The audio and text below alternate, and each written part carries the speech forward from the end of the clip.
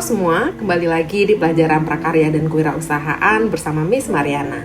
Kali ini kita masih akan membahas mengenai wirausaha kerajinan dari bahan limbah berbentuk bangun ruang, yaitu tentang sistem produksinya dan juga pengemasannya.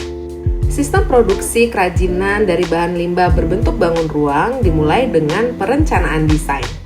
Mempersiapkan desain baru untuk bahan limbah dibutuhkan agar sesuai dengan selera pasar, terutama karena tuntutan agar desain yang dihasilkan bukan hanya sekedar meniru desain yang sudah ada. Oleh karena itu, sangat penting untuk mempersiapkan perancangan desain yang diawali dengan riset. Riset tersebut bertujuan untuk mencari data tentang potensi beberapa jenis limbah yang akan digunakan sebagai bahan baku.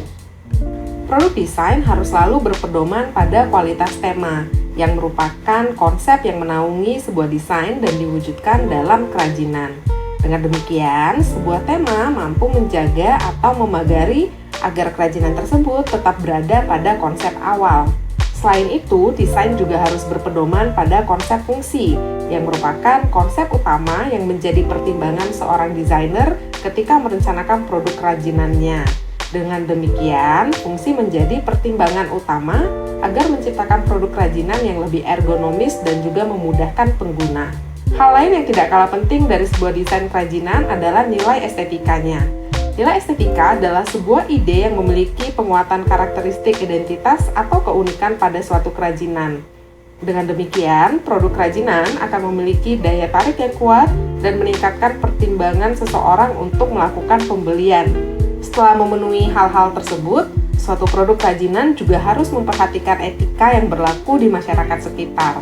Konsep etika adalah sebuah pertimbangan yang diperlukan agar sebuah produk dapat diterima oleh masyarakat berdasarkan nilai-nilai budaya yang dianut. Jadi, setiap kerajinan mesti selaras dengan nilai-nilai budaya pengguna sehingga secara tidak langsung desain tersebut mempunyai nilai moralitas. Berikutnya adalah tahapan pengembangan. Tahapan ini berfokus pada upaya untuk mewujudkan ide-ide rancangan tersebut menjadi sebuah sketsa model atau prototipe. Tahapan pengembangan sendiri dapat dibagi dua. Yang pertama adalah tahapan divergen atau tahapan pengembangan berbagai pola desain kerajinan yang tidak tunggal.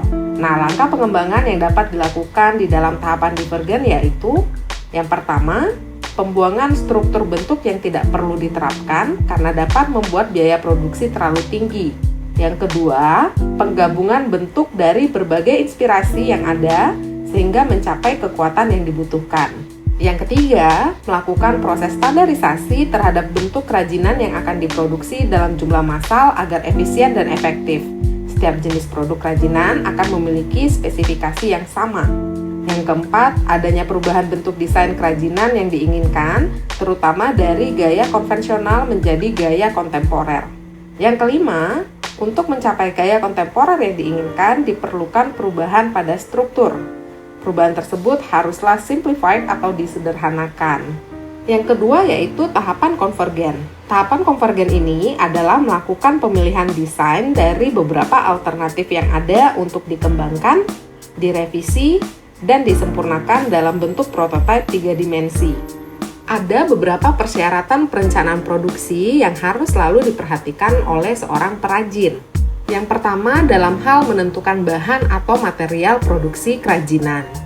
Pemilihan bahan atau material dalam pembuatan karya kerajinan sangat penting karena material akan mendukung nilai bentuk, kenyamanan dalam menggunakan benda, dan juga akan mempengaruhi kualitas dari barang tersebut.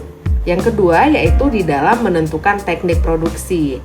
Beberapa jenis kerajinan memiliki alat dan keterampilan khusus untuk mewujudkannya. Jadi, teknik produksi kerajinan harus disesuaikan dengan bahan, alat, dan cara yang digunakan.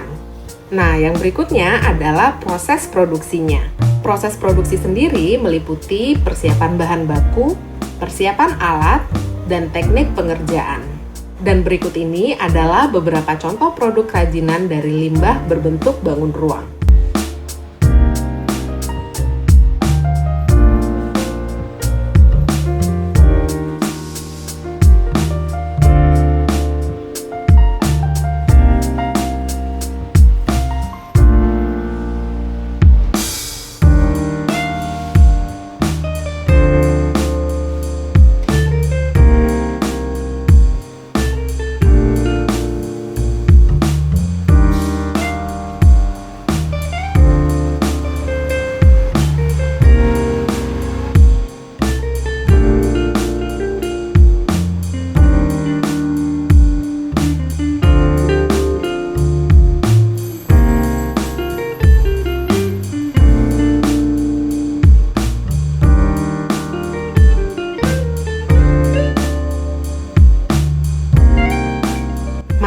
kerajinan dari bahan limbah berbentuk bangun ruang.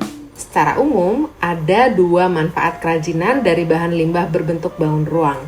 Yang pertama yaitu manfaat produk kerajinan sebagai benda pakai, dan yang kedua, manfaat produk kerajinan sebagai benda hias. Sekarang kita akan melihat potensi kerajinan dari bahan limbah berbentuk bangun ruang. Masing-masing daerah memiliki ciri khas kerajinan yang menjadi unggulan daerahnya masing-masing. Hal ini tentu dikarenakan sumber daya dari masing-masing daerah. Nah, berikut ini merupakan contoh hasil limbah berbentuk bangun ruang yang dapat dimanfaatkan untuk kerajinan dilihat dari kondisi wilayahnya. Daerah pesisir pantai atau laut dapat memanfaatkan limbah seperti cangkang kerang, tempurung kelapa, atau sabut kelapa. Untuk daerah pegunungan dapat memanfaatkan limbah seperti biji-bijian kering dan juga buah-buahan kering. Untuk daerah pertanian bisa berupa biji-bijian kering, bunga kering, atau kulit pohon kering. Dan untuk daerah perkotaan bisa memanfaatkan limbah kemasan plastik, botol kaca, kemasan kaleng, dan masih banyak lagi. Dan pembahasan terakhir kita untuk pertemuan kali ini yaitu mengenai pengemasan produk kerajinan dari bahan limbah berbentuk bangun ruang. Pengemasan merupakan sistem yang terkoordinasi untuk menyiapkan barang menjadi siap untuk ditransportasikan, didistribusikan, disimpan, dijual, atau dipakai. Adapun fungsi kemasan untuk produk kerajinan sendiri yaitu sebagai wadah produk, memberikan perlindungan bagi produk yang dikemas, memudahkan proses pengangkutan, dan juga memberikan keterangan mengenai produk. Sedangkan tujuan pengemasan sendiri yaitu sebagai salah satu bentuk pelayanan kepada konsumen, memberikan ciri khas kepada produk ataupun usahanya, dan yang terakhir sebagai pemberi daya tarik. Oke, pembelajaran kita kali ini cukup sampai di sini dulu. Setelah ini, jangan lupa untuk mengerjakan soal latihan yang sudah Miss upload ke Edmodo, dan jangan lupa juga untuk mengerjakan tugas keterampilan yang minggu lalu sudah Miss berikan. Sampai jumpa di video pembelajaran kita berikutnya.